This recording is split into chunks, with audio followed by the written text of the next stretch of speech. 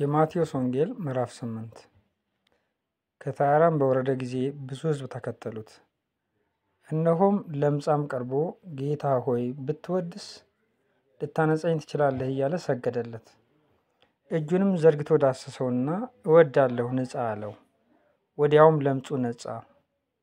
ኢየሱስም ለማንም እንዳትናገር ተጠንቀቅ፣ ነገር ግን ሄደህ ራስህን ለካህን አሳይ፣ ለእነርሱም ምስክር እንዲሆን ሙሴ ያዘዘውን መባ አቅርብ አለው።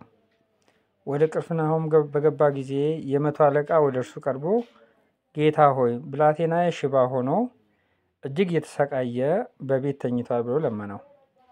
ኢየሱስም እኔ መጥቼ እፈውሰዋለሁ አለው። የመቶ አለቃውን መልሶ ጌታ ሆይ በቤቴ ጣራ ከታች ልትገባ አይገባኝም፣ ነገር ግን ቃል ብቻ ተናገር ብላቴናዬም ይፈወሳል።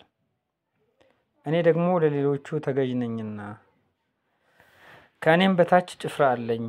አንዱንም ሂድ ብለው ይሄዳል፣ ሌላውንም ና ብለው ይመጣል፣ ባሪያዬንም ይህንን አድርግ ብለው ያደርጋል አለው።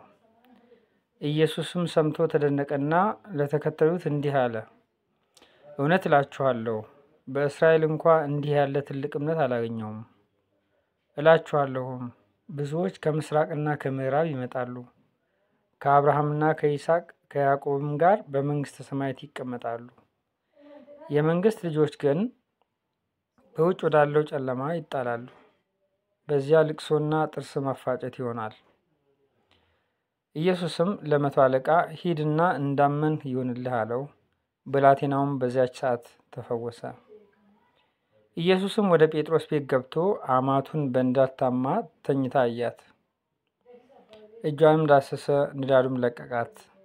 ተነስታም አገለገለቻቸው። በመሸም ጊዜ አጋንንት ያደረባቸውን ብዙዎችን ወደ እርሱ አመጡ። በነቢዩ በኢሳይያስ እርሱ ድካማችንን ተቀበለ ደዌያችንንም ተሸከመ የተባለው ይፈጸም ዘንድ መናፍስት በቃሉ አወጣ፣ የታመሙትንም ሁሉ ፈወሰ። ኢየሱስም ብዙ ሰዎች ሲከቡት አይቶ ወደ ማዶ እንዲሻገሩ አዘዘ።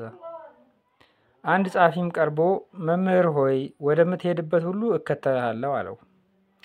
ኢየሱስም ለቀበሮዎች ጉድጓድ፣ ለሰማይም ወፎች መሳፈሪያ አላቸው፣ ለሰው ልጅ ግን ራሱን የሚያስጠጋበት የለውም አለው።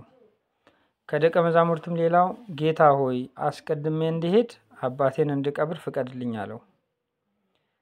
ኢየሱስም ተከተለኝ፣ ሙታናቸውንም እንዲቀብሩ ሙታንን ተዋቸው አለው። ወደ ታንኳም ሲገባ ደቀ መዛሙርቱ ተከተሉት። እነሆም ማዕበሉ ታንኳይቱን እስኪደፍናት ድረስ በባህር ታላቅ መናወጥ ሆነ። እርሱ ግን ተኝቶ ነበር። ደቀ መዛሙርቱም ቀርበው ጌታ ሆይ አድነን፣ ጠፋን እያሉ አስነሱት። እርሱም እናንተ እምነት የጎደላችሁ ስለምን ትፈራላችሁ አላቸው። ከዚህ በኋላ ተነስቶ ነፋሱንና ባህሩን ገሰጸ፣ ታላቅ ጸጥታም ሆነ።